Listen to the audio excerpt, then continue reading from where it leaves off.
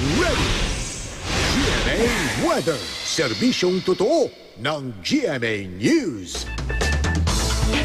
Mga kapuso, patuloy pa rin ang nararanasang ulan sa ilang bahagi ng bansa bagamat inaasahan pong lalabas na sa Philippine Area of Responsibility ang Bagyong Jose bukas. At para sa kabuuang ulat panahon, narito po si GMA Weather Resident Meteorologist Nathaniel Cruz. Magtani, magandang umaga po.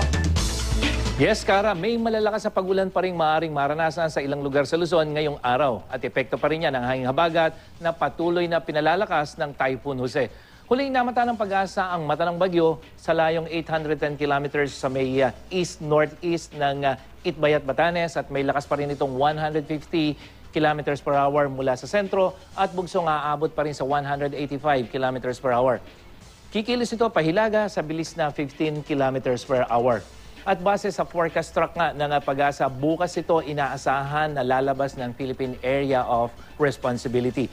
Habang gumagalaw papalabas ng PAR ang bagyo, ay patuloy pa rin itong hahatakin at palalakasin ang hanging habagat. Pero habang gumagalaw itong bagyo panorte, yung hanging habagat na hinahatak nito ay inaasahang kikilos din pa norte. At ngayong araw nga, may mga pag-ulan pa rin sa Luzon hanggang malalakas na ulan ang maaaring maranasan.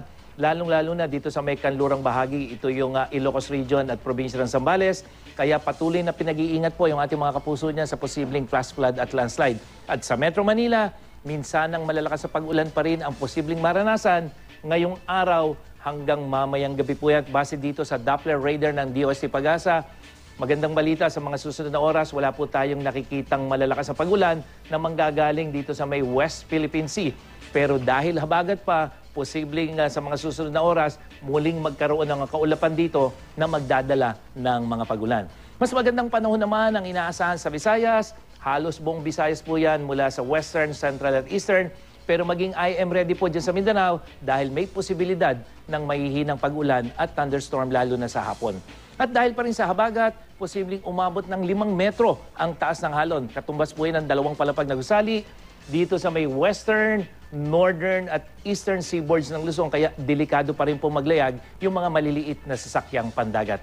At yan ang latest mula sa GMA Weather. Magplano para sigurado. I am ready. Serbisyong totoo ng GMA News. Maraming salamat po, Ginoong Nathaniel Cruz, GMA Weather Resident Meteorologist.